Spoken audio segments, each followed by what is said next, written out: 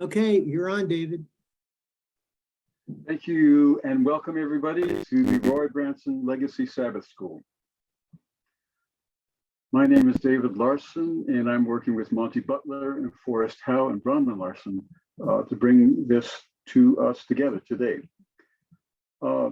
This is Sirach, chapter 2, beginning with verse 15. New Revised Standard Version.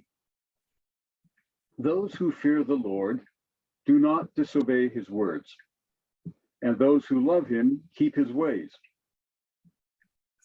Those who fear the Lord seek to please him, and those who love him are filled with his law.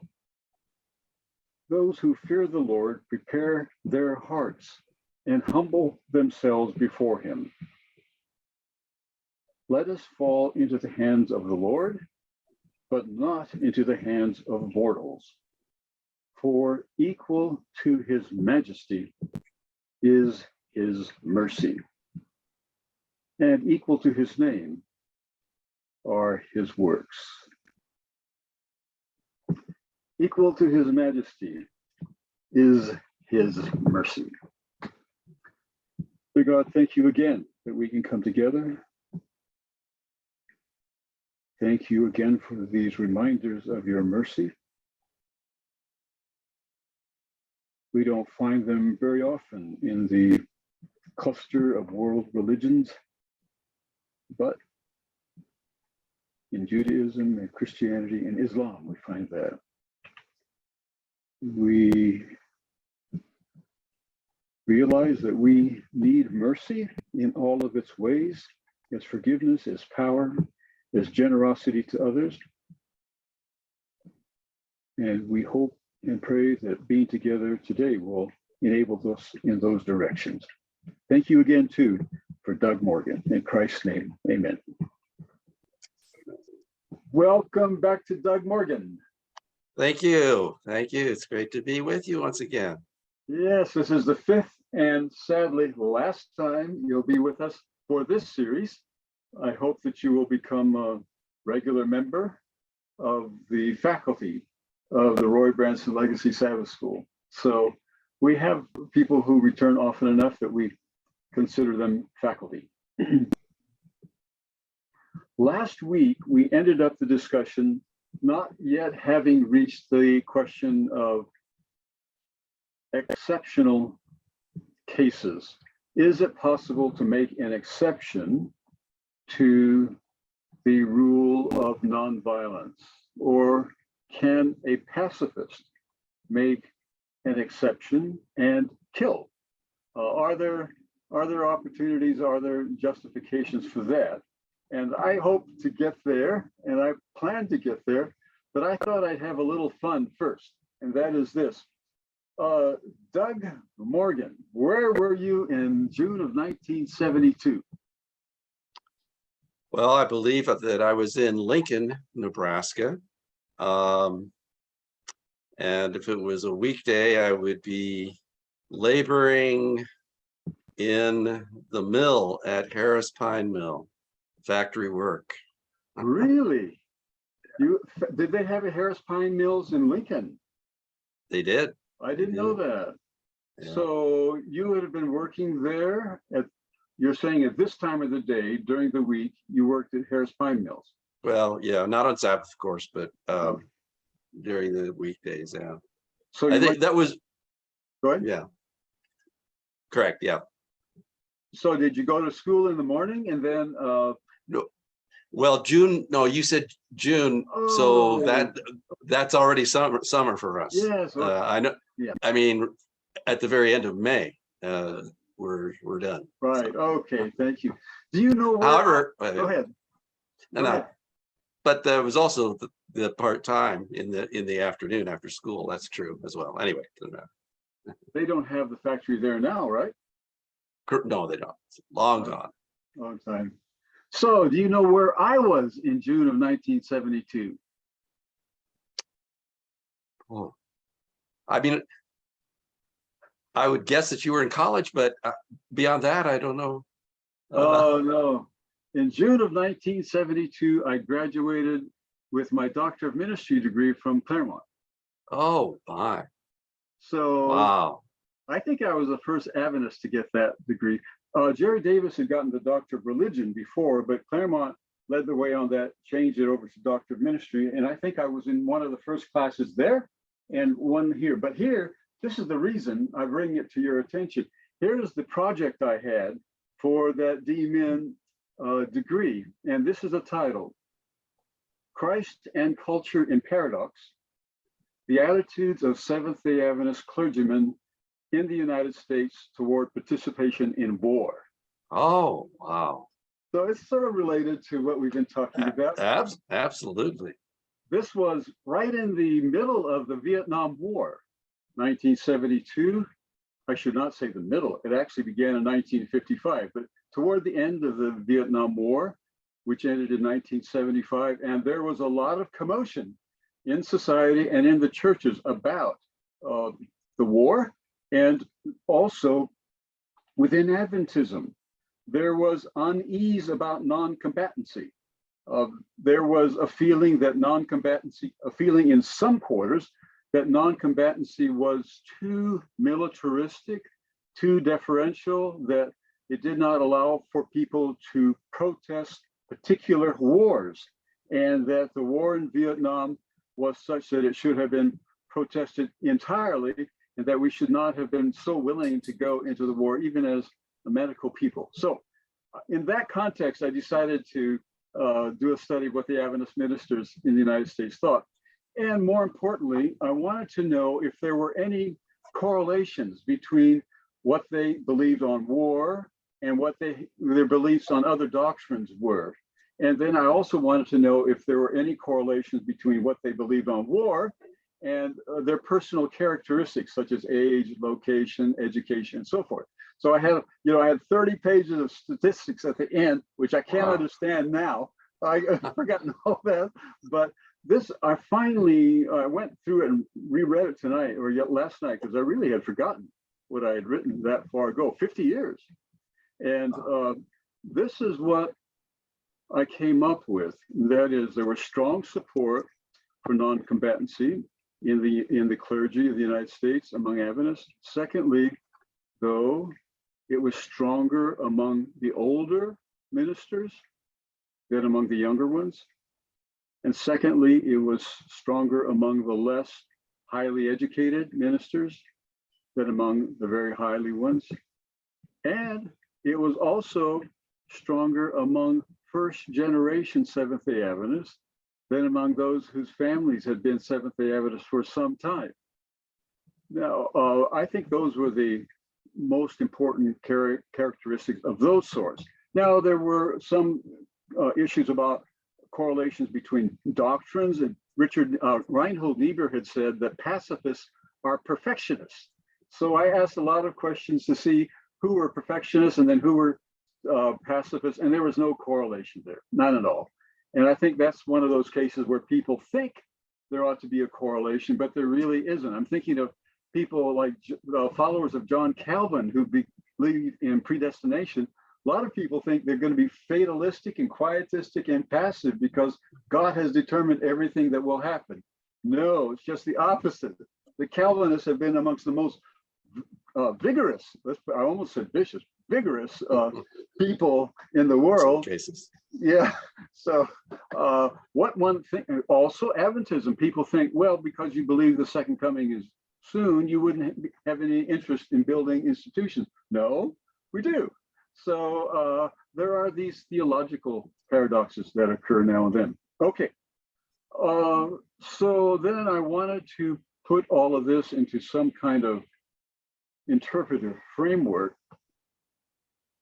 particularly because when I surveyed the literature, there were very strongly pro-military statements, particularly after World War I and more so after World War II. And a fellow named Clark Smith, I don't know if you remember him, he would go to campus recruiting people for non-combatancy. And I found out some of the things he wrote, and they were just very, very militaristic. We cannot oppose the military. The military keeps us safe. We don't want to be seen as people who care not at all for the citizens of the United States. I mean, it's very, very. Then on the other hand, there were these reservations that he also, we cannot kill people. One of the questions I asked was there a correlation between their views on non-combatancy and their views on sin?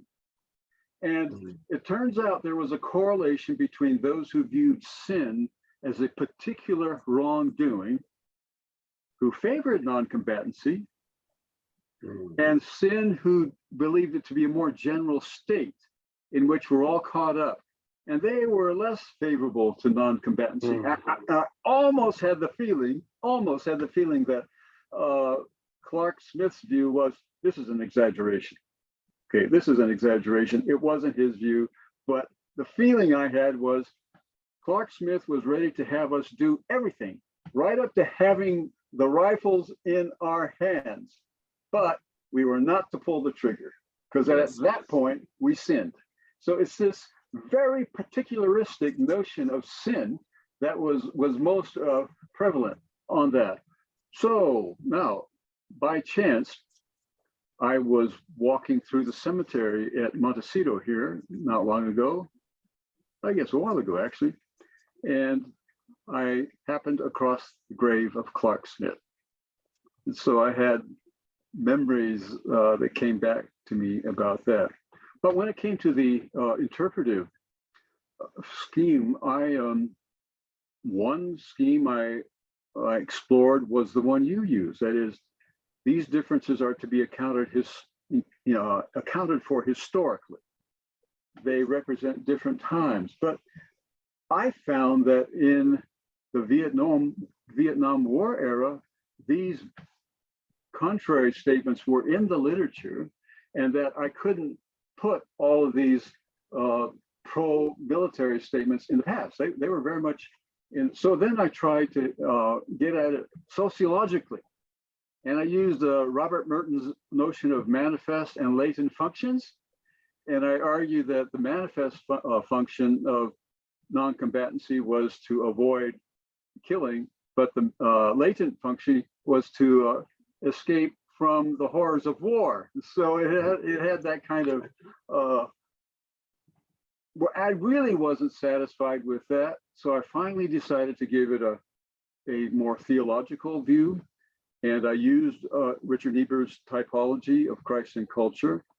And I finally decided that it was the more Lutheran approach, that the Adventist position was more Lutheran. The Adventist position on this was more Lutheran, because it set up the moral life this way.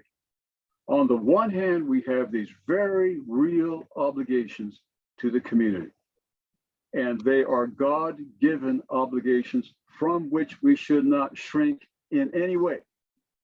Then on the other hand, we have the conviction that we should not kill people.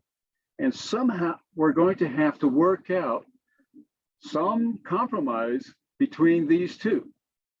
And I argue that that's what non-combatancy was. A non-combatancy could not relieve the tension in either direction. It could not relieve the tension that said we ought to be supportive of the government, but it also could not relieve the tension that we ought not to kill people. So it moved back and forth like that. And I said, this is a frank compromise. It's a frank compromise, but everybody has to compromise someplace. And this is where we've decided to draw the line of compromise. Now, that was important to me, not just for the issue of war, but because I have come to think of the whole moral life that way. That is, I've come to think that rarely do we live our lives by identifying the one overriding ethical principle and then trying our best to live in harmony with it. But I think more often the moral life is a matter of trying to do the best we can with conflicting obligations, neither of which we can justifiably lessen. So, I think, is it pro-life or pro-choice? Well, it's both. Should we exercise or should we rest? Well, it's both. So forth and so on. And I think that setting up the moral life is that kind of, understanding the moral life is that kind of a complex situation, has helped me a lot over the years. Now, I quickly moved away from the issue of war, and my next dissertation was on bioethics, Alfred North Whitehead's philosophy for bioethics. So I moved away, but the idea that the moral life is a matter of trying to do the one best one can to conflicting obligations has stayed with me, and I think it's served me well over the years. Okay, that's my little fun excursion. Do you have any comments about that? Well, I wish that I had been aware of your study sooner. Actually, I could have used it for my, my dissertation and then book. But it sounds fascinating, and yeah. Well, I won't say more right now, but yeah. I don't mind you not knowing it because I forgot about it. It wasn't until last week that I realized, I've written on this topic. And so I went to the shelf and there was my project, sure enough. And it was a good time. I just looked up my major professor, F. Thomas Trotter, and he died in 2019. He came from the Methodist aristocratic segment of Southern California. Wonderful man. I will never forget that when he put the hood on me, he said, "Good going, David Larson." It was just so touching that he would. Nice. Yeah. The other. This is getting a little far afield. The other professor I had was a man named Harvey Seifert, and he asked me to be a teaching assistant for him. And I didn't think I was qualified, so I declined the offer. And I don't think he was very happy about that, because years later, I saw him and I said, "Hello, Professor Seifert. My name is Dave Larson." And he looked at me and said, "Yes, it is," and walked off. Oh my. Yeah. Now, one thing though, I remember now from you were talking about Clark Smith, and just briefly, I think that he represents that outlook that I talked about last week. The transition between World War I and World War II, where we have this mentality, just as you described it, we'll do anything except actually pull the trigger. And it's not universal, it's not that there weren't other voices in the church who were not comfortable with that and had another take on it. But that did gain sort of a dominance in terms of the church agencies, the National Service Organization, I think it was called, and then melding into the chaplaincy. Yeah, so I did run across him in research as well, Clark Smith. So, and it resonates with what you were saying. And I think that that's what caused many people in my generation to start to have questions about it. Of course, I signed up for non-combatancy without thinking about it. That's what all Adventist young fellows did. But then the more the Vietnam War went on, the more people felt like this position wasn't serving us well, and particularly when you had friends who went there and came back in sacks, body sacks, or I had a friend who survived the war, but when he came home, it was so dreadful he committed suicide. When you have that sort of thing happening, you tend to wonder, well, are we on the right track? And I think a lot of young people decided no, but they went in different directions. Some decided to be more pacifists. And the classic example of that is Charles Scriven, because in the first issue of Spectrum, he wrote an article on behalf of just war theory. But over time, he became a very strong advocate of the peace movement and has articulated himself as being a neo-Anabaptist, which has been wonderful because it's recovered that part of our lives. But other people, like myself, went the other direction. We went into the just war direction. And so the non-combatancy position sort of lost middle ground as we went in opposite directions with a common reluctance to find it wholly appropriate. Okay, anything else from you on this? Not right now, no. Okay. Well, maybe I can say something about just war theory, but I think I'd rather go more swiftly to the issue of exceptions. Now, one of my reservations about what pacifists have usually written is that they don't help us when things are really difficult.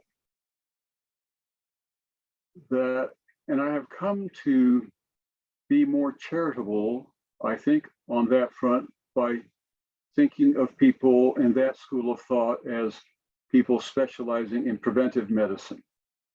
And they are here to help us avoid getting sick. But once we avoid, or once we don't obey the people who tell us not to smoke, we don't go to them for surgery or radiation or I don't want to say biochemistry, is that right? Anyway, so that has made me less critical. I have waited sometime in frustration for the Adventist Peace Fellowship to have something really important to say on the war in Ukraine, and I haven't found much so far. Something could be posted since I've looked there, but there's a general, very general hope that this can be swiftly resolved and so forth. So here comes the problem.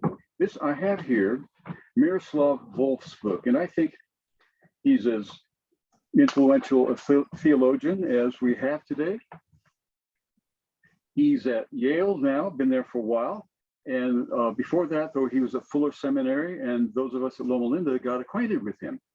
So we knew Miroslav Volf before he was Miroslav Volf, and wrote this book, Exclusion and Embrace. And the whole book is about the importance of not being violent as Christians. It's 336 pages long, including the indexes.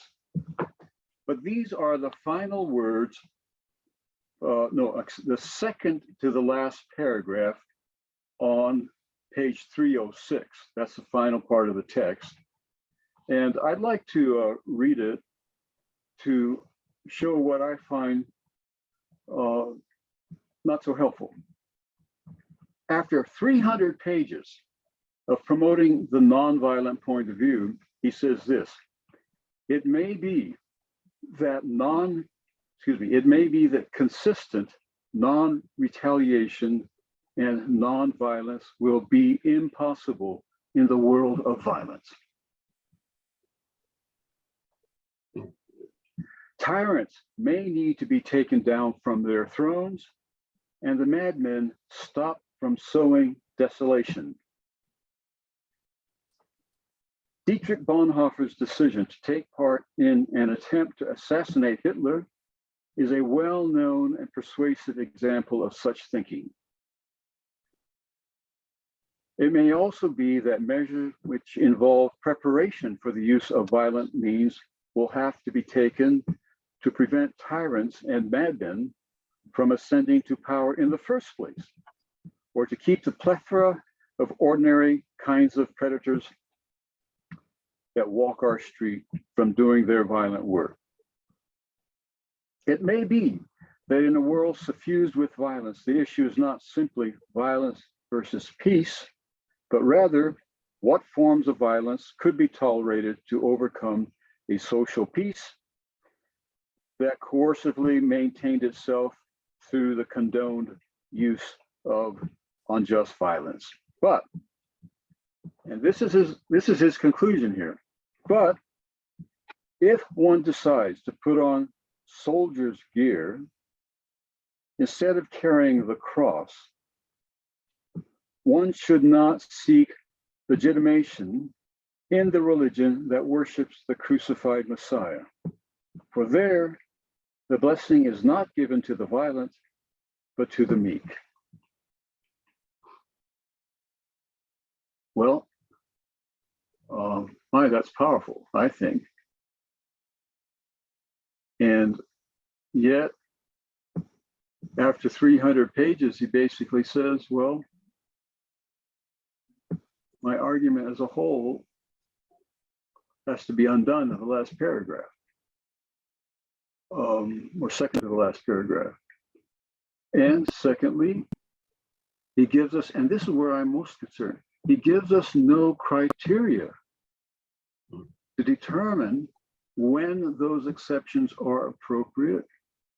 And he gives us no criteria for how we should conduct ourselves when we are making the exceptions for ourselves. And in addition to that, finally, I find him saying that we should not seek legitimation in the religion that worships the crucified Messiah. That's powerfully true. But it also suggests that a person, a Christian pacifist person who takes up arms is stepping out of the community of faith when he or she does that. So there is no way, it would seem, to be a Christian and be violent in this sense, but nevertheless, one must have to do it. It so reminds me of Albert Schweitzer's position on reverence of life. There's no justification for killing any non-human being whatsoever, but we have to do it, and we are guilty for doing it. I think that's just too much Lutheranism. You have to feel guilty no matter what. And so I think what we need here are some criteria for when to make the exception. And we need here some criteria for how to conduct ourselves when we do make the exception. And that is the point at which I turn to just war theory. It is at that point. How do we make the exceptions? How do we conduct ourselves when we make the exceptions? So I'm not wanting to talk about just war theory as such. I'm wanting to talk about just war theory providing us some criteria when we realize we are morally obligated to make an exception. Interestingly, Chuck Scriven's book introduces this topic by saying, what if there is someone who's shooting, a madman who is shooting children on a school playground? Now, when did he publish this book? Let me look. Chuck published his book in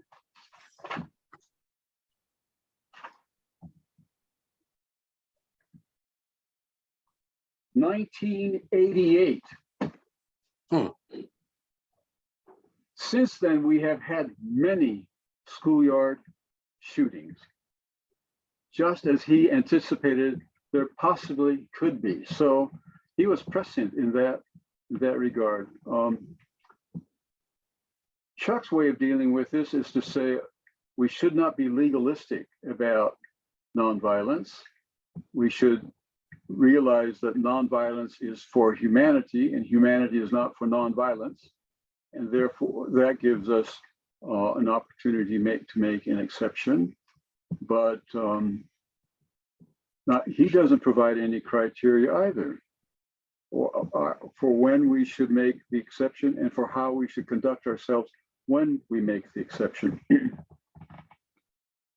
Now, there's a good reason for why they may not have done that. They may have said, well, we've made the case for nonviolence and that we've established that there may be exceptions to that, but that's as far as we go as theologians. from here on out, when it starts talking about criteria, we have to turn that job over to the ethicists.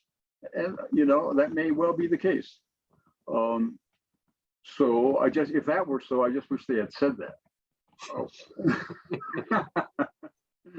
I don't know if Chuck can be with us. He was with us one time in the past. Maybe he can join us later on, but we'll see if he can. Now, here are the criteria for just war theory that I think should be applied in making those exceptions.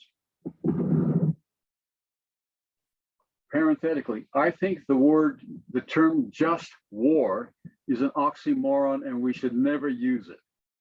That's like asking, is there a fair rape? Well, rape by definition is non-consensual intercourse, and there cannot be fair rape by definition of the word rape. And I think by definition, if not denotatively, at least connotatively, the word war is inherently talking about a use of coercive power that's unacceptable. So some elders have heard me say this when I was colporting on Travis Air Force Base in Northern California in college. Every time I went off the base, the people let me on base to sell religious books, but anytime I went on the base, there was this big white billboard, big black bold letters with this: "What have you done today to kill a Viet Cong?" Well, that's excessive. It doesn't say which Viet Cong, for what reasons. Should we spare any children? Any Viet Cong is as good as any other Viet Cong. It's just altogether too much like war. I read once where people were objecting to how in Italy, the Allies forced many civilians into deep graves and just bulldozed them over with dirt while they were alive. And the objection was met with a military response was, well, war is not pretty. Okay, if that is what war is, there is no such thing as a just war. So that's the first point I would like to make. The other is that we do need some criteria for the use of coercive power. And these are the criteria I get out of just war theory for the use of coercive power. First, whether we should make an exception, there should be a just cause. There should be justice on our side more heavily than on the other side. There should be the right intention. There should be the right authority. There should be an appropriate probability of success. It should be a last resort, and it should be proportional. All of those things. And I think those are good criteria for the use of any kind of coercive power. It should be the last resort. It should be proportional. It should be done only by those who are competent authorities and for reasons that are just. Okay, then the criteria that the theory provides for how we should conduct ourselves in war. If I can get my fingers to hold still enough to get them.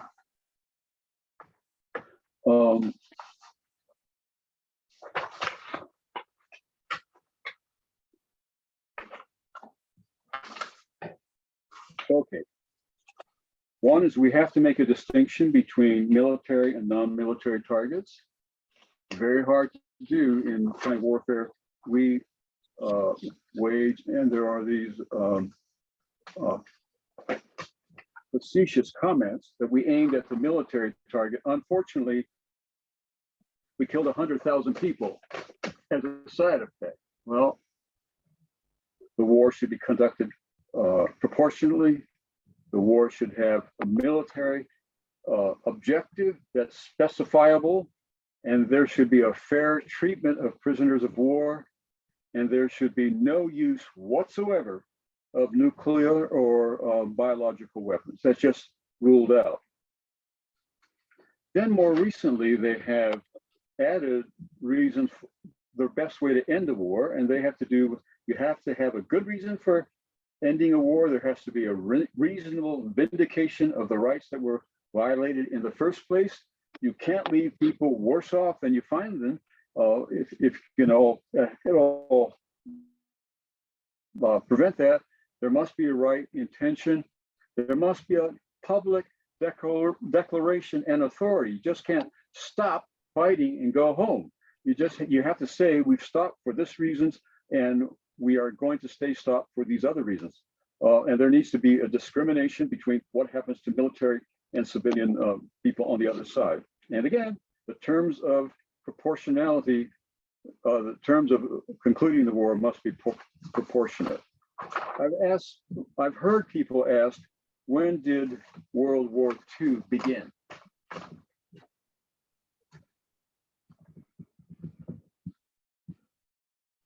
Dr. Alexander's nodding her head. When did it begin? Well, I need you to unmute yourself. I'm sorry, yes.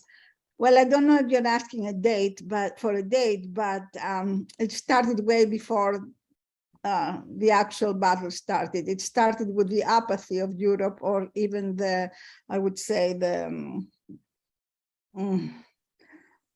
way they were treating the Jews at the time. So philosophically, it started before the invasion of Czechoslovakia and so on and so forth. And that's another. Exactly. And that's exactly what I will go quickly about when you read it, Matthew, the Gospel of Matthew, the wrong interpretation in the English, where it says, be ye perfect. It doesn't only say what knows before that. First of all, it's a future, you will be, there's one little word, in Greek means therefore. That means before he tells us what kind of actions, what not to do, we shall not kill and so, but then tells us what to do. The agape love for the enemies, that is not a fuzzy feeling, but empathy and working with them, so on and so forth. So it tells us all those steps. Says, therefore, that means those things are necessary if you want to be like your Father in heaven is. So we did not do, and we're not doing that. And in our activism, pacifist or non-pacifist, we don't talk about this activism of protection. But I'm sorry, I talked too much again. Oh, that's good. That's good. Yeah. I agree with you. I agree with you that World War II started long before Hitler entered Czechoslovakia. I agree with those who say it began the minute World War I was over. Yes. Because the terms of surrender were so harsh on the Germans and the others that they had basically no way to survive. Yes. And their lives had gone into horror after World War I, and Hitler came along and promised to pull them out of that, and to a large extent he did. But a lot of people say it was the disproportionate punishment of the enemy that set up the causes for World War II. And that's why our responses to the enemy, once we have vanquished him or her, need to be measured. Otherwise, we just create the seeds for another war. And that's why the Marshall Plan was so much more successful. That is, after the Second World War, we invested a lot in the rebuilding of Europe and in Japan and so forth. And they are actually, some of them, well, those nations are doing better than we are right now. I wish we get some of that money back. But that was a completely different approach. And it has kept the peace in Europe, that with the United Nations, for a long time. I am convinced that if we're not for the Marshall Plan and not for NATO, the Europeans would have been killing each other again by now. That was just too much in their genes. They could not stay peaceful for 50 years. I'm persuaded of that. So, yeah. Okay, I've said a lot, and I see a lot of hands going up. But I'd like to hear from Doug first. What reactions or comments Doug may have? First, Dave, just a narrow follow-up. on the criteria for conducting a just war. You said no nuclear weapons. Right. I'm just wondering if does that thinking involve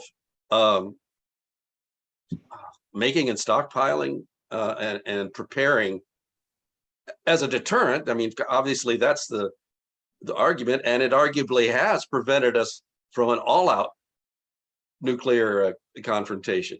So I'm just wondering if just as a curiosity, not really so much with a really strong agenda, but I'd just like to know if you say no nuclear weapons, but does that include manufacture and preparing to use them?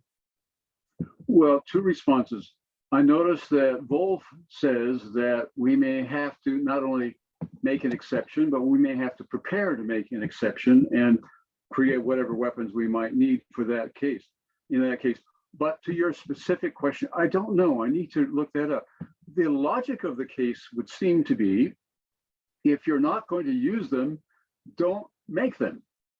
Because you'd save a lot of money for one thing. But is it, I guess it might be appropriate to have a military bluff, but unless one is willing to make good on that bluff, at least once in a while, it loses its effectiveness, I think. So my own view, without having looked at it in the just war theory literature, is that if we're not going to use these weapons, we ought not to create them. But not everybody's going to agree with that, particularly because now we have smaller scale weapons of that sort. And also we have the capacity more to pinpoint targets than we had then. So I don't know that I would put that so broadly. I think it needs some refinement.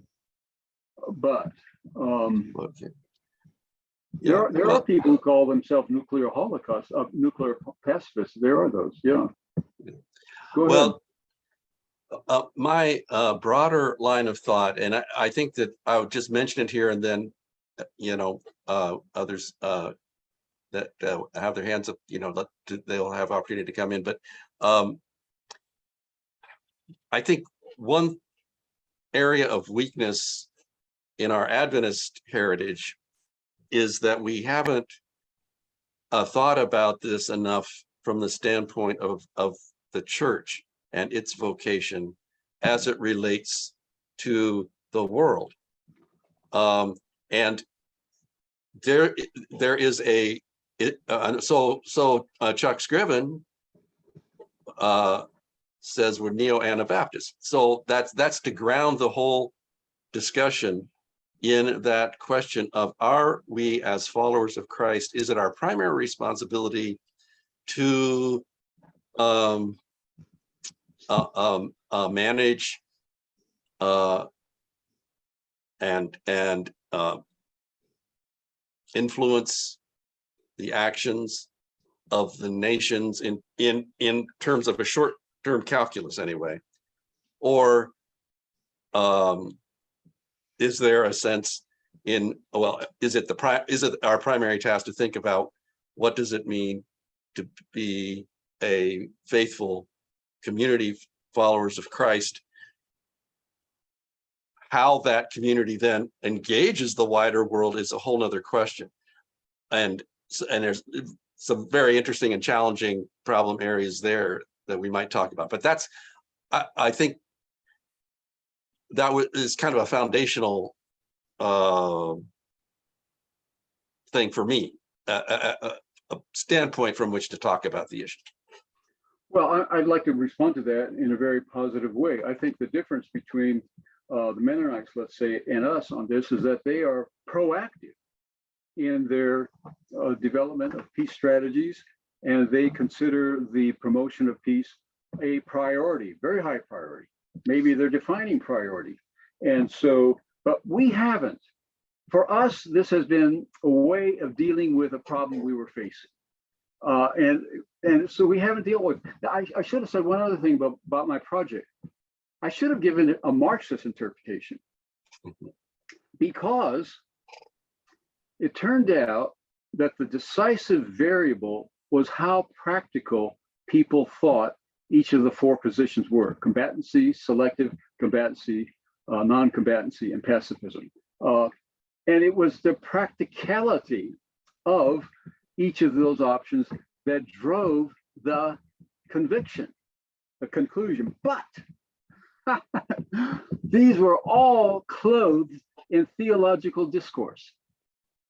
So the more practical, there was a correlation between how practical people thought non-combatancy was and how theologically compelling it was. And I think that a Marxist would look at that and say, well, you know, we often come up with ideas to justify what we're otherwise doing. It's not merely that our actions follow our ideas, it's also that our ideas follow our actions. So I think now, and I think it's actually true. It would not have been possible. It's not merely that it would have been possible for me to argue that. I think it would have been true to say, okay, here are people who are coming up with a theological scheme, like they earlier did on the sanctuary doctrine, to continue going on, even though they the real reasons they're going on are not theological at all. Yes, if I might just come back though to what you said about the Mennonites, and I would agree, and that's maybe the burden that I had and others with the Peace Fellowship and so forth, that there are things in our Adventist heritage that can be drawn upon to make us more activist for peace. But here, just to be a little more concrete about this church versus the world thing that I laid out a moment ago, and that is that I think that when a peace church, a pacifist church, speaks to the state, what we're trying to hold the state up to its own highest proclamations, its own highest ideals, so that it would not be that, at least in the short term, the primary message would be lay down your armaments totally. Now, at the same time, you know, we're preaching theoretically, and somewhat actually, we're calling people to come into a community where we are, at least in my outlook, to say that, you know, we're not going to take up weapons as followers of Jesus, followers of the Lamb. But that attempt to be faithful in that distinct way actually is not very convincing to me if you're not at least engaging the problems of the wider world. So we try to be a force for peace and try to hold and use the just war criteria as a way of trying to hold our nation, which generally espouses something like that, you know, to hold them to their own standard, and in that way try to be influences for peace without endorsing the church as a participating agent in warfare. Yes. Okay. And that's a really important point, because it shifts the discussion away from what the individual's responsibility is to what the corporate communal responsibility is as a church.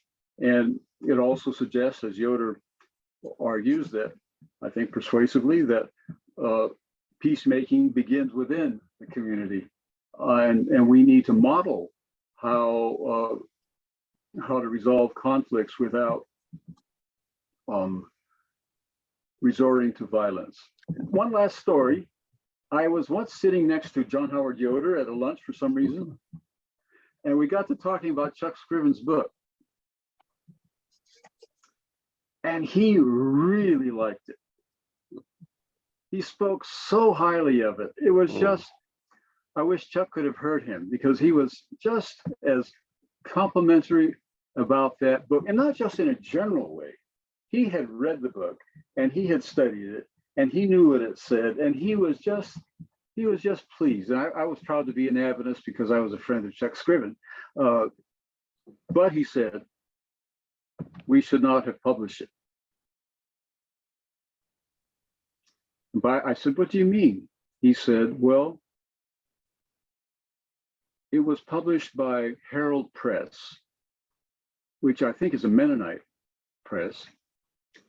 And he said that Scriven makes an exception toward the end that we don't make. So we should not have published the book. We should have recommended highly that some other group publish the book because it is an excellent book. Just like we should not have published it. Okay. Very interesting. Yeah. Anybody else? Should we take a break now, Forrest, and then come back and do questions and answers, comments? Let's make sure Doug has said all he wants to say on this. Yeah. Let Doug speak because we got about 10 minutes before our regular break. So. Well, yeah.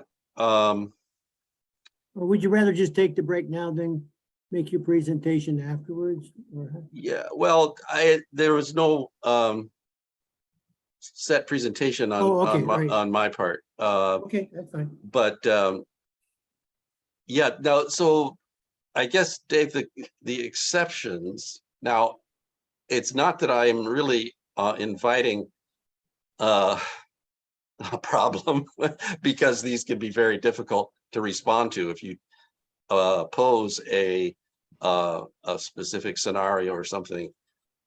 But I guess I would venture to say that I'm not sure that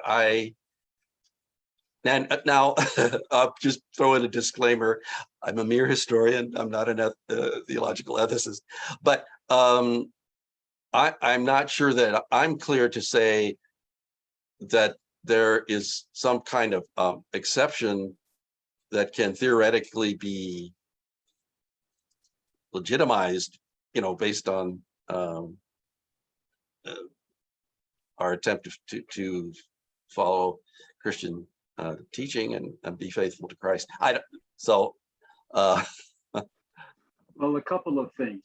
You're very generous for two reasons. One, you're a historian, and historians try not to be too judgmental. And secondly, temperamentally, you're not inclined to be harsh on people, inclined to give them the benefit of the doubt. No matter what their position is, there's a tendency on your part to give them the benefit of the doubt, and that's wonderful. That's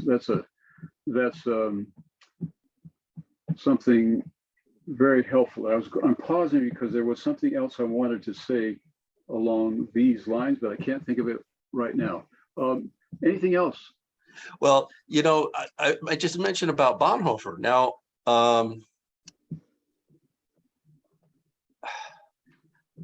the attempt to assassinate Hitler failed, and Yes. It got Bonhoeffer killed, and it arguably that in itself did not have good results, I don't believe, although his martyrdom, the witness value of his martyrdom, certainly you could say. Now, his opposite, by running an underground seminary, by speaking out, that seems to be more powerful. In a sense, it does make all kinds of theoretical sense to say just cut off the head of this thing and that's the way to do it. But and so I can see the argument and the support for that exception, but that didn't work. And I guess what to be fair, one would have to then get a scorecard. Okay, how many pacifist leaning people or communities have made an exception? How many times did it work? But anyway, I think that's a very important point, and I think that in the divine judgment, this is really being judgmental, isn't it? Trying to say what God would say in the divine judgment. But I wouldn't be surprised if the thought would occur that maybe Bonhoeffer could have made a bigger contribution if he had kept his work at that seminary and his support of anti-war people going for many more years than he did by cutting it short that way. We don't know, Okay. but I think that is arguable. Now we're going to have Jeff Gang back October 1 to talk about Bonhoeffer, so we'll explore that more later. I know what I was going to say, and that is, we don't educate ourselves very much ethically by focusing on the exceptions. Let's take truth telling. Is there any exception to the obligation for us to speak the truth in love? Well, yes. We can probably come up with something. If we haven't seen it, we can create a case where it's appropriate to be deceitful. But that's not what we need. We need to be encouraged to speak the truth in love and schooled in how to do that. That's our priority. Of course, we can concede there are exceptions, and we might even provide criteria for the exceptions, but ethics should not be primarily concerned with exceptions. And that was wrong with situation ethics. It was so concerned with exceptions, and it rattled people, and it should not have rattled people, but it was too concerned with exceptions and not enough about how we should live our ordinary lives day by day. When it's so boring and we're having to deal with such mundane issues, that's where we need help, I think. Okay, Forrest, unless you want to say something more, Doug. No, that's fine. All right, Okay. well, let's take our break now and come back at 11:40. Perfect, 11:40. Thank you, Doug. Please disappear if nobody talks with you. Okay, thanks. Okay, and then anyone who has questions, just raise your hand. So I'll be watching, but I'm going to be getting off myself here for a few moments. My whole Chrome fell out. I had to reboot my whole. You can stop recording now. Thank you. Okay. I want to welcome you back to the second portion of our Roy Branson Legacy Sabbath School. And we're continuing with Dr. Douglas Morgan today, as well as Dr. David Larson. So I would like to start with, did you want to say anything and start, David or Douglas? Or No, do you want thank me to you. go right to the questions? Nothing from me. Okay, I can see, is Dr. Morgan back? Are you here, Doctor? Yes, here. Okay, all right, good enough. All right, okay, Simona, I'm gonna go to you for your question or comment, whichever. Thank you. Thank you. You know, I'm listening to this, and I have to say, this reminds me a little bit of people who have never experienced hunger speaking who should have a school lunch, or people who have never experienced poverty telling people they should be, those who are poor, that they should pull themselves by the bootstraps. It is very different speaking about things theoretically and actually being in a situation where you have to make a decision. And it is true that by thinking and discussing things in advance, you prepare yourself to make the right decision at the time when the crisis struck. But I guarantee you that all this discussion that we are having today would be completely meaningless if you found yourself in a situation that somebody is attacking your home, is going to kill you, and you have to make a decision whether to just go peacefully or do something about it.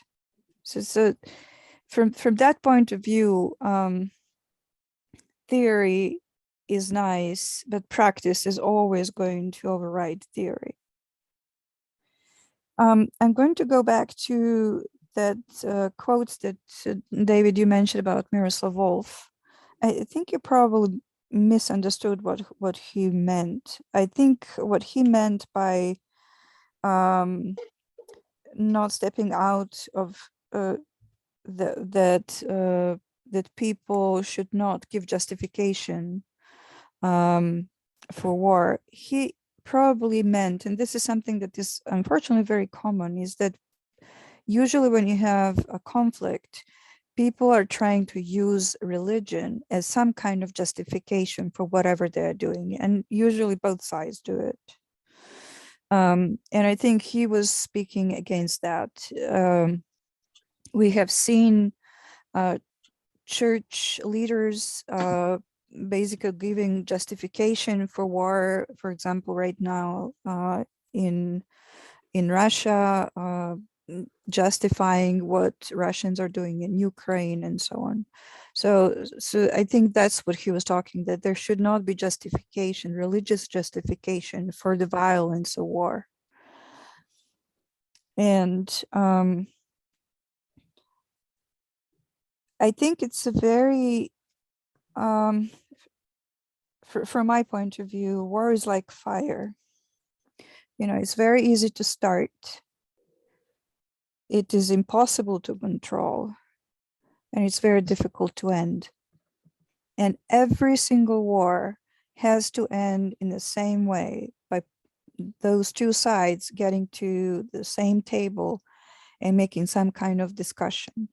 And I could never understand why we couldn't do that from the beginning, that there seems to be like an inevitable drum of war that eventually ends up in a conflict. And I think this is the part where we as Christians should have the greatest input to stop that drum of war, before the conflict starts.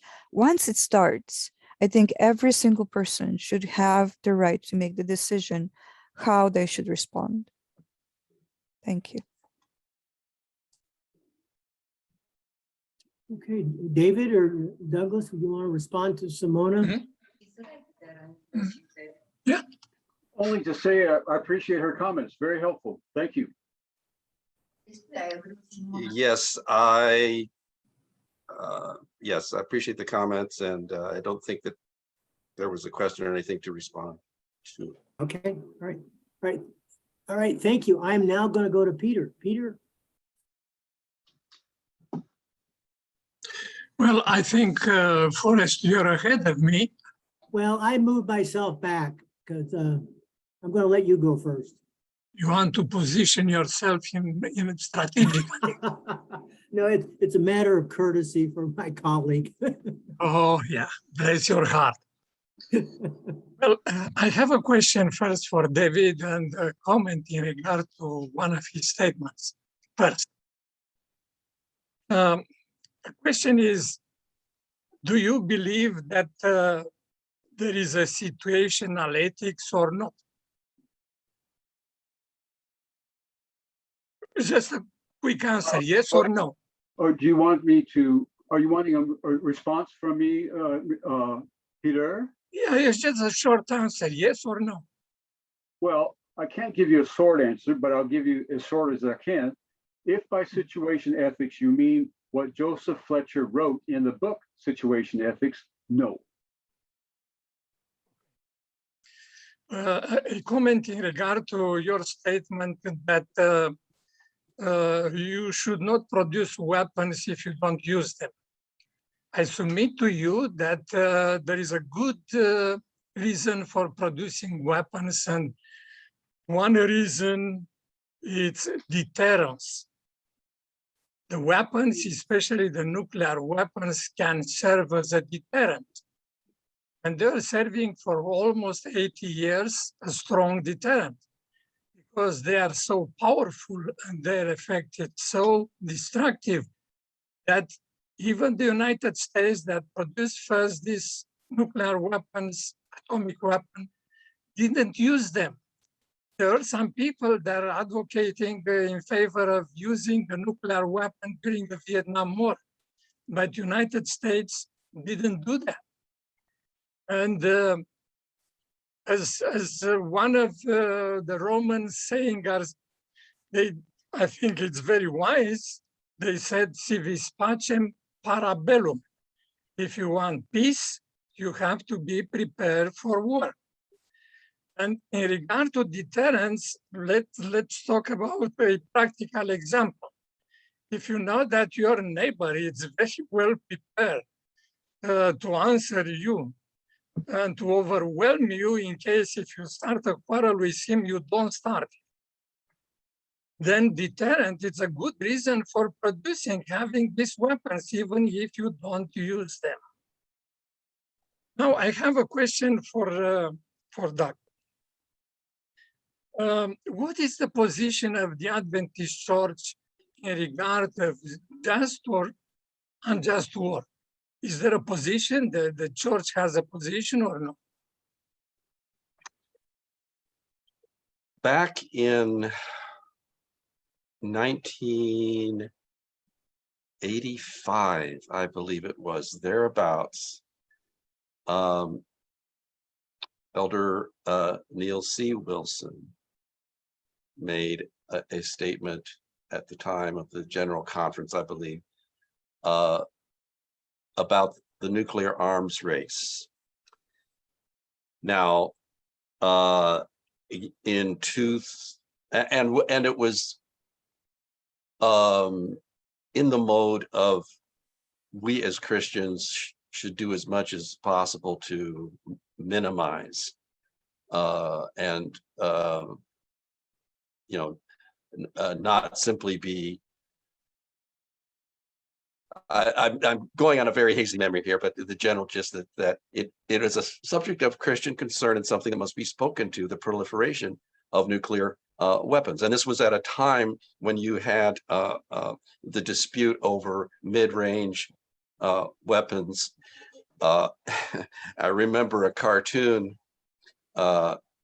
where this was, I forget which side had the SS-20s and which side had but you had these two weapons systems pointed at each other and talk about theoretically a possible limited use in Europe. And one side says, this is a communist, atheist, God-hating nuclear weapon.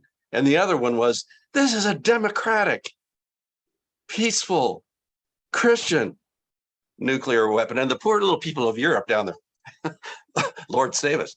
Well, anyway, that's only to give the setting in which Elder Wilson did make a presidential statement, for whatever that's worth. And then in 2002, I believe it was, that the Spring Council, so this is in Elder Paulson's administration, made a statement that put Adventist church leadership, but this was not simply a presidential statement, but voted by the General Conference Committee, that again declared Adventists to be desiring to be active for peace. Now, again, it was a very general statement. And I don't recall that either of these statements specifically spoke to just war.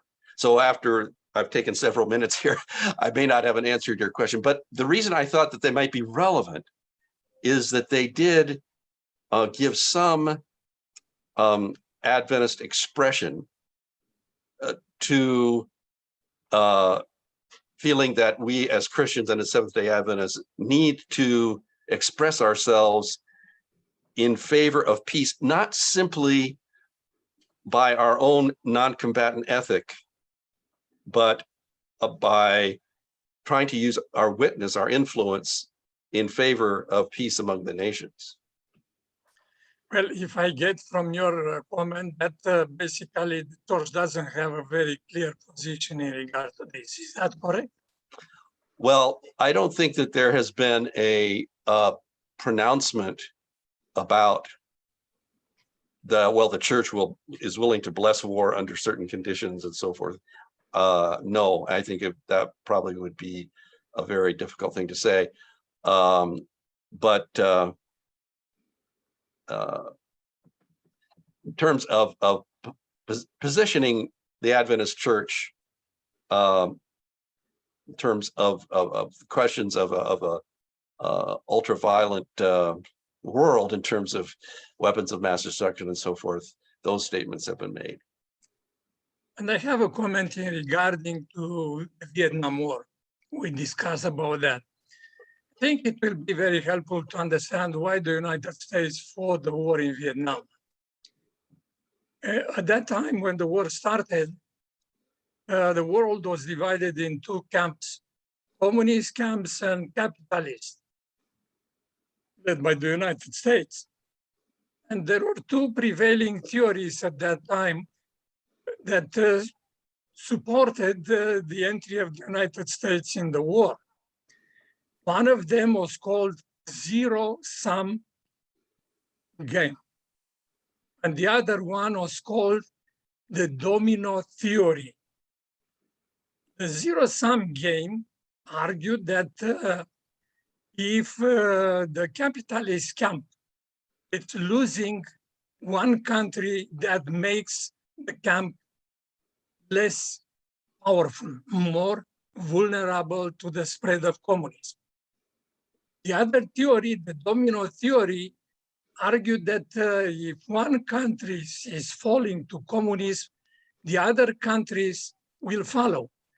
And that the domino theory was practically shown in Southeast Asia, that we know that not only Vietnam was influenced by the communism, but also Laos and Cambodia. And also Thailand was threatened to be communized, to be taken over by the communist system. Then basically the United States was fighting against an ideology that was spreading like a disease. And it resisted to the spread of this microbe, basically. Communism, as we know, it's a godless, anti-Christian, anti-religion system. And that consider religion as an opium for the people. And God's supposed to be wiped out completely from the mind of the people. Then from the religious, we as people of, Christian people, we can argue that basically participating in this war, we were participating in fighting an anti-Christian system. And I want to tell you, in ending, my experience. I was during the Vietnam War, I was living in Romania. I was working at that time. And I want to tell you that involuntarily, I participated in the Vietnam War. You will be surprised. How? Well, the way that happened was that the government was taking a certain amount of our salary to support the Vietnam cause, the Vietnam War, as they were calling it. And of course, this money were sent to the Soviet Union and to China they were passed to Vietnam. Also, I want to remind you that on President Nixon's desk at one time was one of the Romanian provided weapons, was something like M16 that was provided to the Vietnamese to fight their war against Americans and South Vietnam.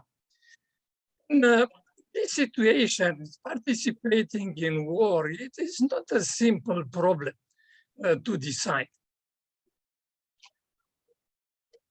Look, if I might say just a couple things. One would be on the historical analysis in terms of domino theory, zero-sum game for capitalists versus communists. I guess I'm more impressed by historians who show that really fails to take into account what was going on in terms of Vietnam and the nationalist goals of that Viet Minh movement. I mean, we could go all the way back to since we took World War II back to World War I, but and Versailles. Ho Chi Minh went to Versailles.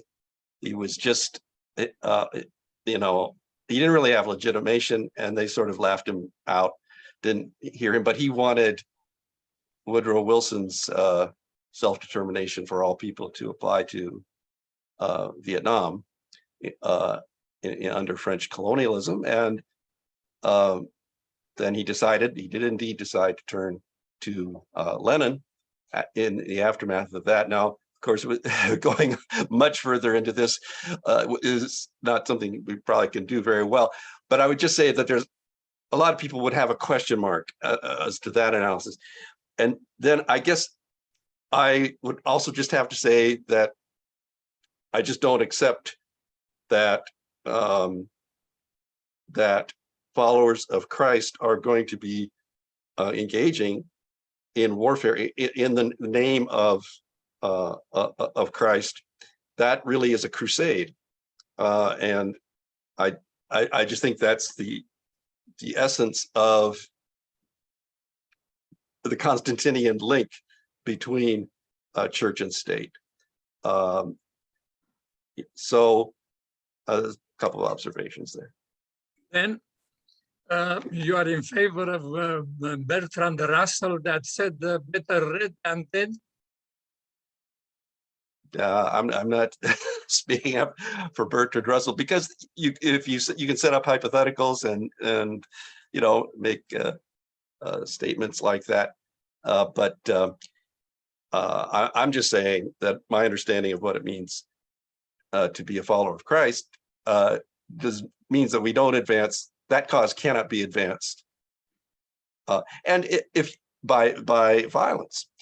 And if you want to look, if you take a longer view of history, see, Christ, he faced a situation of oppression, and he was not disengaged from it. It wasn't just a privatistic, individualized thing that he was teaching. He was teaching a whole new way, a way of dealing with evil through the way of the cross. And he's crucified, but yet, in the long run of history, the influence of that has made for human rights, you know, for advance of civilization in certain ways. That's a very loose term. You know, nothing.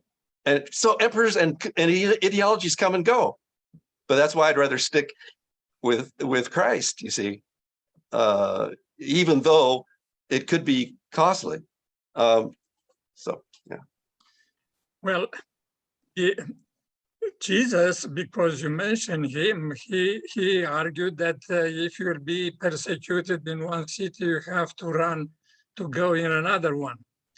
Okay. Well, now the Israelites, they have the cities that were a few cities in Israel where those that were in trouble, they could take refuge.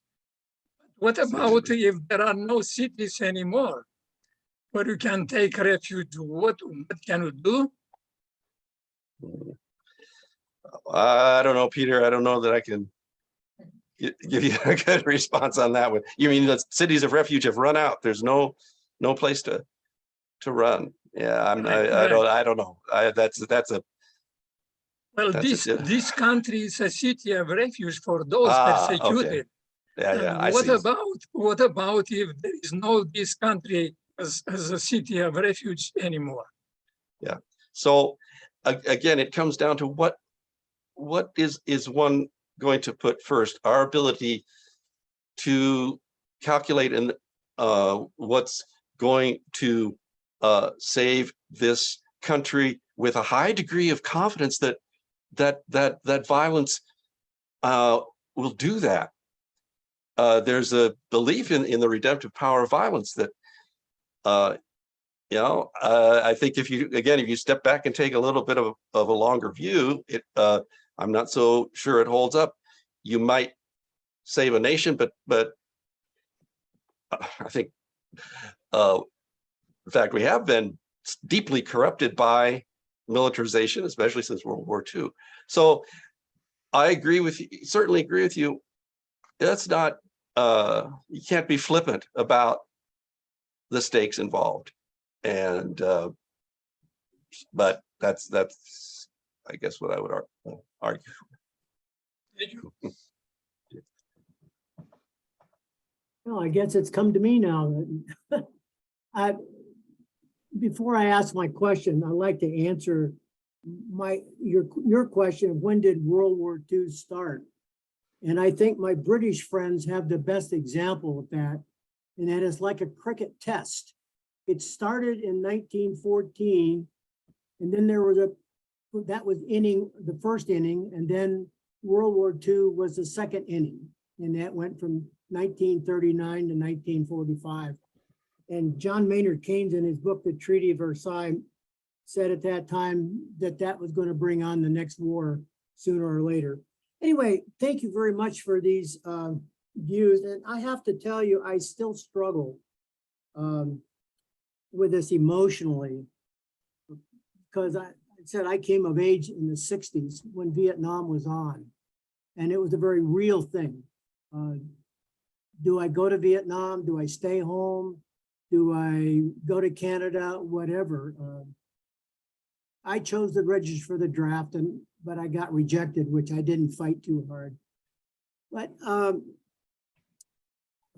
guess I want to go back to my question of a couple of weeks ago, Douglas. I mentioned we were talking about the Civil War, and I commented that Adventists didn't really have any skin in the game. I don't think any blood was shed by Seventh-day Adventists against slavery. Now, what does that have to a greater, and again, I don't think I have an answer for this, but on a greater thing, if you live in a country and you have a duty to that country and you never are willing to die for that country, does that make you inconsistent? I don't know. It just seems like you got to have some skin in the game. So just either one of you want to respond to that? Is that being too idealistic or what? Well, I think that I would not want to say that I or a Christian should never say that they're willing to die, not unwilling to die for the nation and for its highest ideals. I think it's another matter of, are we going to kill for it? Now, so that's why I actually believe that the non-combatant heritage that the non-combatant, pardon me, non-combatant Yeah. participation. Now, I think it became, the Clark Smith version became way too militarized. We kind of lose our way spiritually. But to say that it's an impossible situation. Suffering and death everywhere, no good options. Well, we're going to try to be on the ground helping to heal people. Or what, I think that's very, even though you can say, well, you're just patching them up so they can go out and fight another day. Well, that's only partly true, but there's a much bigger picture, I think. I would also tend to say that the peace church option, which was to look for more civilian, out of uniform alternatives, I wish that maybe we had looked at that a little more as well. So then again, I would suggest a longer view, perhaps, meaning this: that communities of faith that are dedicated, to the ideals of Christ, end up through their commitment to health, education, humanitarian endeavor, making a deeper and more, well, I don't want to make it comparative, but making a very powerful contribution to the well-being of the society that they, if they were less principled, they might not make. So, yeah, so I think, yeah, I'll leave it there. That's okay. All right, thank you. You know, I'd want to just follow up before I end here. My view on the Vietnam War has continued to grow and go back and forth, and especially when my one son married a Vietnamese girl whose family fled from Vietnam. So, you know, I'm a little more sympathetic to the Vietnamese view. And I also know that 1 million Vietnamese died in that conflict. And so it seems like there was a disproportionate amount of force used. So anyway, I'm going to say it's been a struggle for years for me. And I was fortunate for my 3 sons to grow up in a period when there was no draft and conflict. So anyway, but thank you very much for this, your perspective on this. I want to go back to Simona now. Simona. Thank you. Yeah, I think there is a big difference between, you know, being part of the force that's attacking a country that has done nothing, you know, to deserve it, and part of the force that is trying to defend itself. I think there is a fundamental difference in the ethics of what is right and what is wrong. And there is always a way to look at it, you know, and there are going to be people who are going to find justification either way, but the right to defend yourself is a fundamental right of every human being. And now you have the opportunity and the right to make a decision not to defend yourself. But I don't think anybody could say that you are wrong if you're defending yourself, right?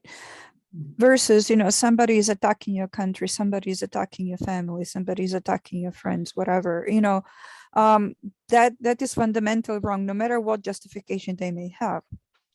So this being said, you know, we often talk about, for example, you mentioned it, for example, we don't support killing people. And you gave like 2 different reasons. One was more ethical, the other was more situational, like, you know, committing a sin. But no matter the reason why somebody killed another person, there is always a price, even if that was justified. For example, in defending yourself, we as human beings, at least all of us who are, I would say, normal human beings, that would exclude sociopaths, psychopaths, similar people, you know, we pay a price when we take a life. And I hope I will never be in a situation that I have to pay that price. And I don't want to put myself willingly in a situation that's going to make me pay that price. But if I'm forced to be in a situation that is going to be either, you know, somebody killing me or me defending myself in the process, killing that other person, I know what I'm going to choose. And so it is very, you know, some of these things are not so clear cut, that they're clear cut only if we sit here around this, you know, proverbial round table and discuss things in peace. But when you're faced with violence that is at your doorstep or inside your house, that's a different thing. And at that point, each of us has to make a decision and has to live with that decision, whatever that decision is. And I think that is the understanding what I'm capable of living with is a very big part of growing up and finding who I am as a person. Yes, thank you.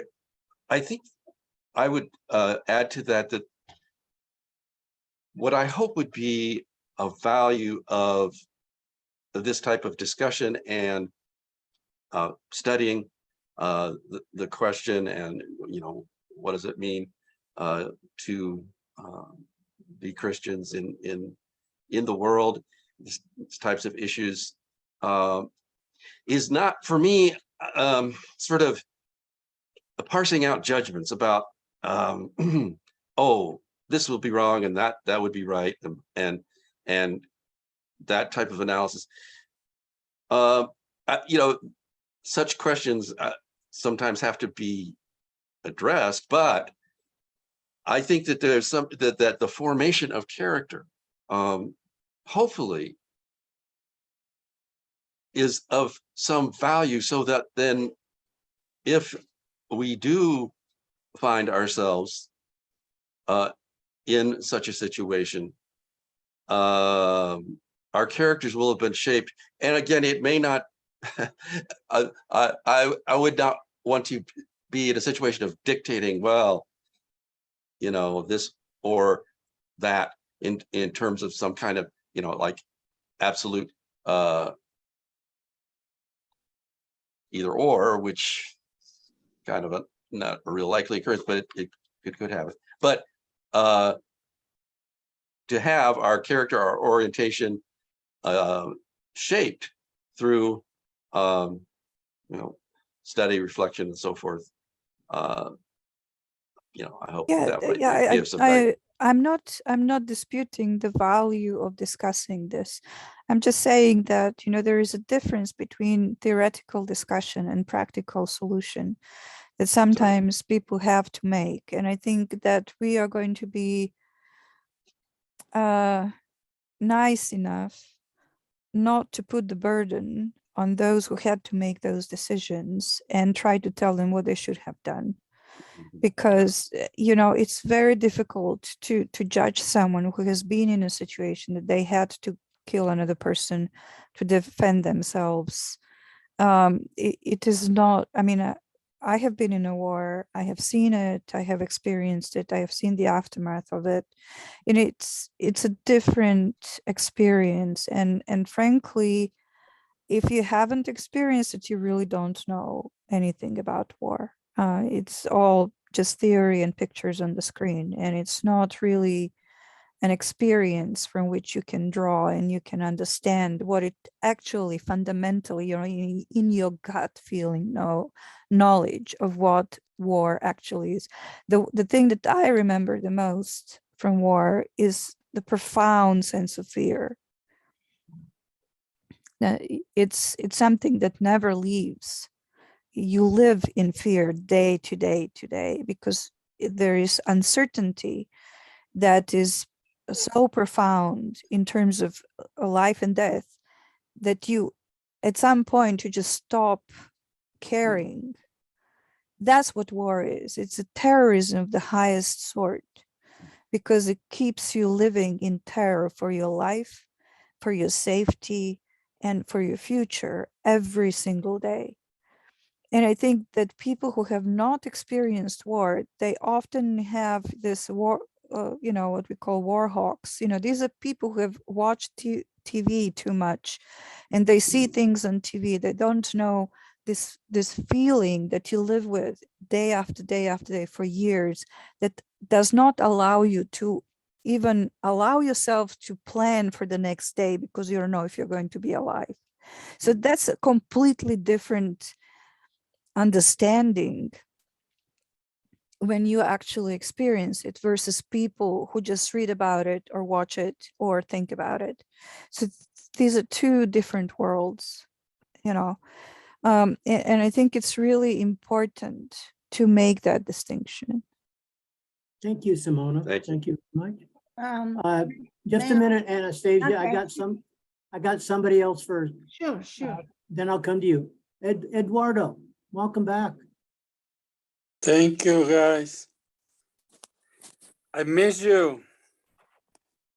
I have a comment, but I have a question for David. David, do you see exceptions for violence in the Christian era?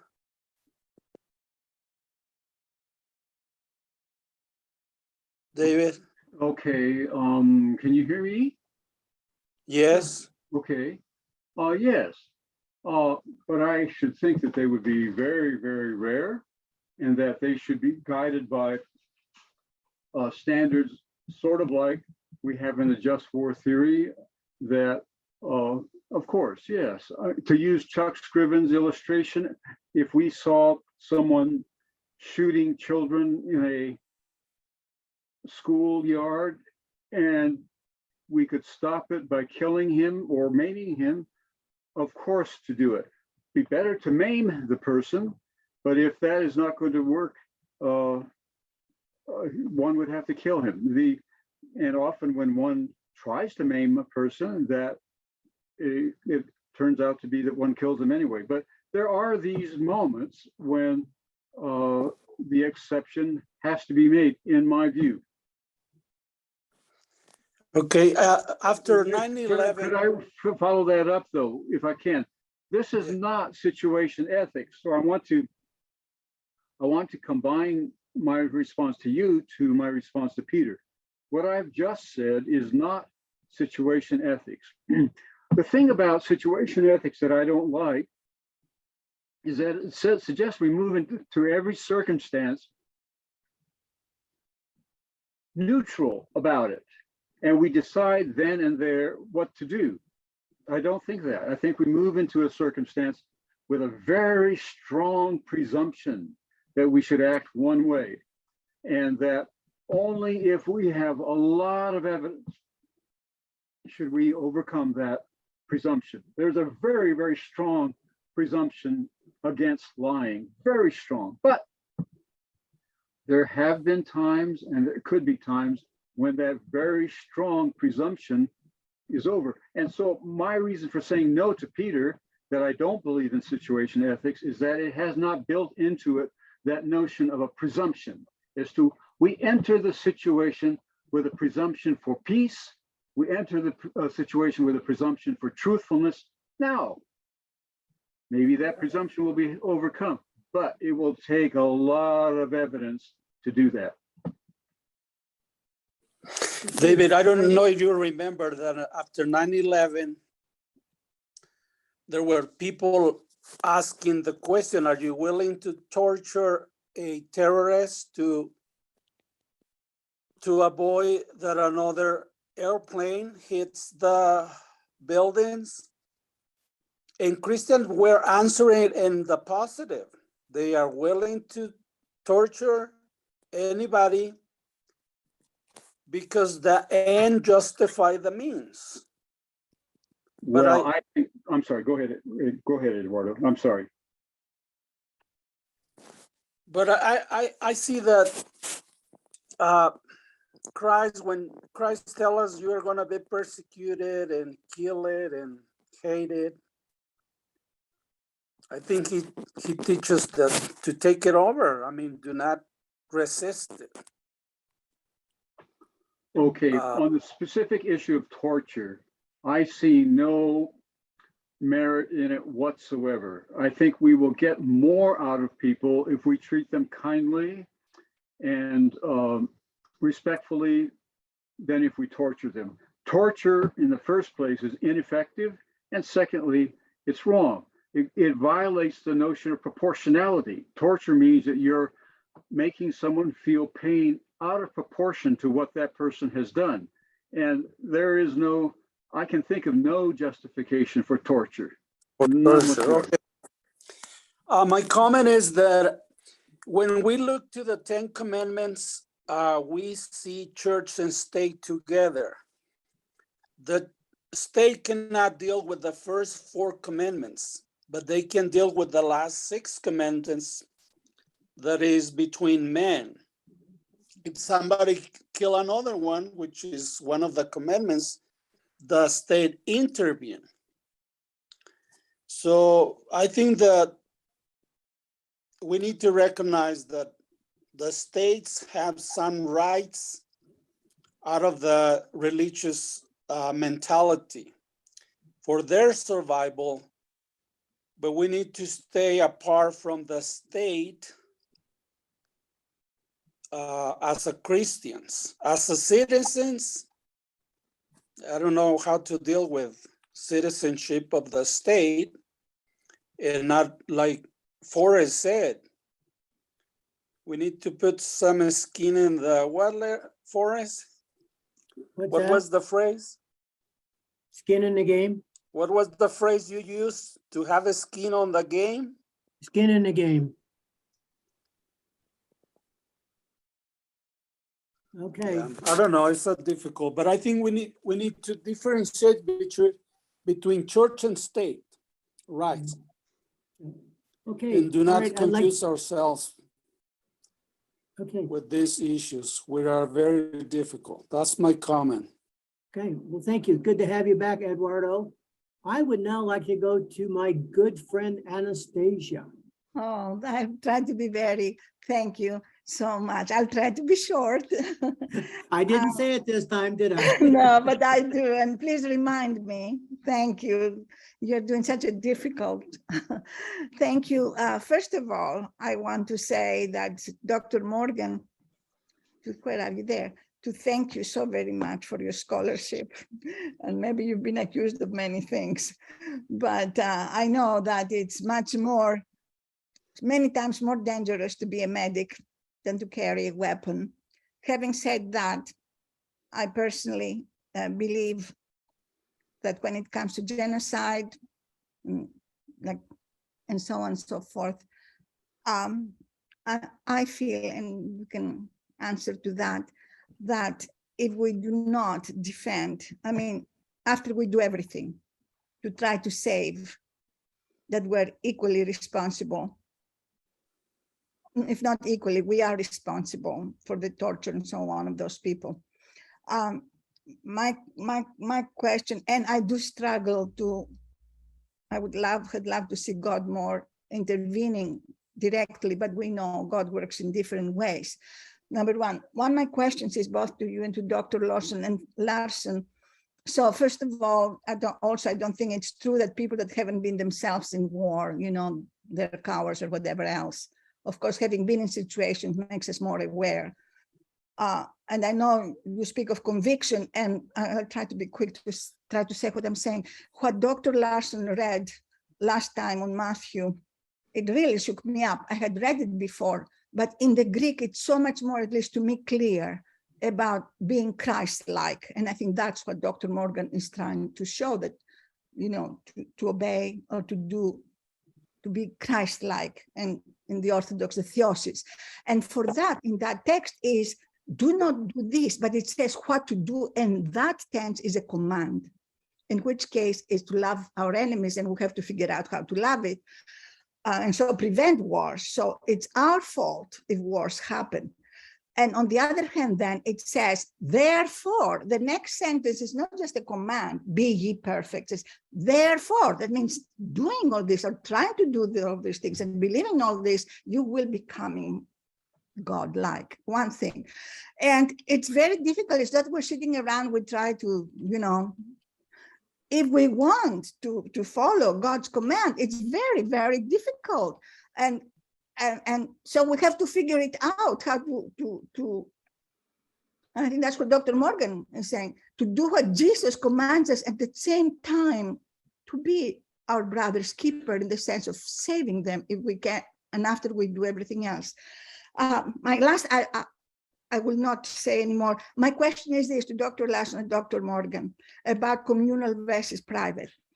Don't you really think that as preferring peace rather than war, and preferring to do, and by the grace of God, what he commands us, don't you think that individual is not enough, that the churches themselves, the church itself, the communal, has to have leaders, and that also care for the aftermath of the war, because we don't have a Marshall Plan. Now we go destroy a country, maybe for good reasons, maybe not, and then we say we do not do nation building.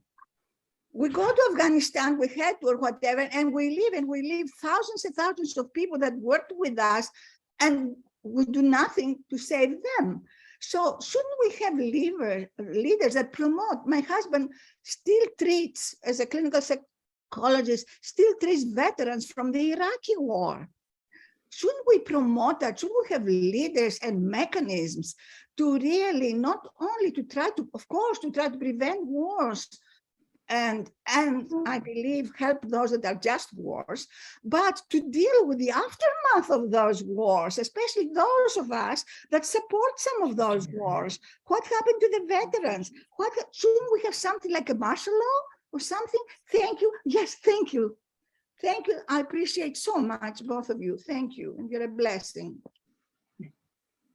You too, Forrest. Absolutely. Okay, all right. Did either one of you want I to? would like to just say that I agree with Dr. Alexander's point that the church should be concerned about this as a community and not merely as what individual members of the church should do. I think that's a very important point, and it's one that Chuck Scriven makes, and I think very well. The other point is that we should have some way of ending wars that don't create new wars already. So it's not necessarily that we are all that generous when we have a Marshall Plan like that, but that's a way of preventing another war. And so it's in our own self-interest to try to build up communities that we have seen destroyed in war. But I'd like to hear what Doug has to say. You're muted, Doug. I just wanted to follow up with regard to the veterans. And I feel, I was a teenager during the Vietnam era, so I'm not an influential person, but I can remember the attitude of denigrating and vilifying these. It's filling me up.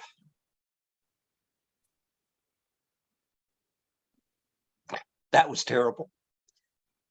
So peace-oriented Christians really need to be at the forefront of promoting care and honor and respect for the veterans. Right. I don't know if Again, that cut out for anybody else, but what you said cut out. I'd like you to repeat it if you can. I was just commenting on remembering how badly the veterans, young men who had been drafted disproportionately, I'm saying a little bit more now that I'm warmed up, but disproportionately in the poor minority communities sent over there to be killed and to suffer all kinds of things. And then they come back to the US and they're ridiculed and vilified by the peace-oriented people. And I was not an active participant, but I can remember the mentality. And I feel a sense of repentance about having that mentality.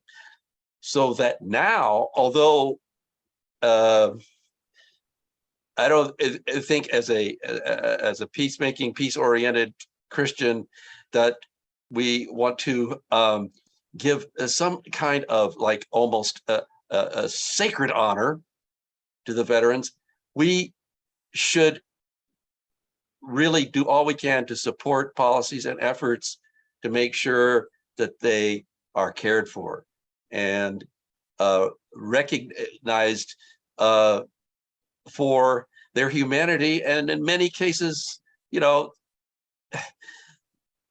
they didn't make a decision to go off. They may have joined up the army, but they weren't really signing up to get in a situation of horrific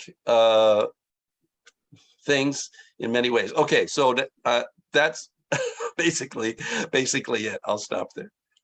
okay, all right. David, it's now 12:30. I do have one hand up, but it's a repeat. Did you want to end this portion? And then I think we should end and invite people who want to continue to do so in the foodless virtual potluck. And so I'll have the blessing, the benediction. I want to thank Doug for these 5 weeks, but especially for the last 2 minutes. Very powerful, very, very powerful. I thought we should have, as I listened, I thought we need a Marshall Plan for veterans to help them. And they have so often been neglected and abused and, as you say, vilified without justification. Now, I'm going to have the benediction, and then right after the benediction, McKinley has chosen a selection of music for us. Do you want me to turn that on, McKinley, or do you want to turn it on? No, Dave, can you please turn it on so that there are no hiccups? Because, and if I may just, well, I'll let you do your benediction first before I make a comment, and then you can play the music. Okay, you want to make a comment first? Okay, sure. I just want to thank Dr. Morgan for your edifying series of presentations. They highlight the priority the Adventist Church places on love for God, for our fellow, modeling God's character as the church grappled with the challenging social and cultural issues of the day. I think my sense is that the church rightly prioritized its mission while balancing advocacy where possible. And so as our appreciation as a group, and thanks to Dave and Forrest and the class leadership for scheduling you, you really blessed us. But as our appreciation to celebrate your ministry in God's love, I've asked Dave to play a performance of Love Divine, All Love Excelling, as performed at the Royal Albert Hall. Thank you, Dave. Thank you, McKinley. Thank you. David, you want me to keep this recording then, Yes, please. Yes, please. We may run into a copyright violation, but YouTube will clip it if we do. But I'd like it to be on the recording if we can get Okay. it by. Okay. Okay. So this is thank you to Doug Morgan, and it will be our benediction. So here we go.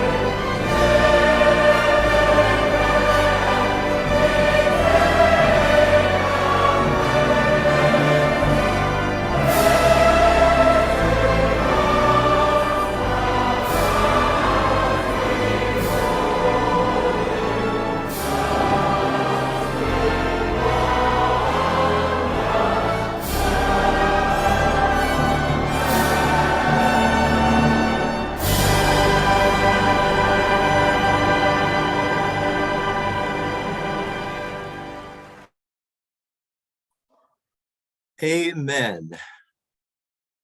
Doug?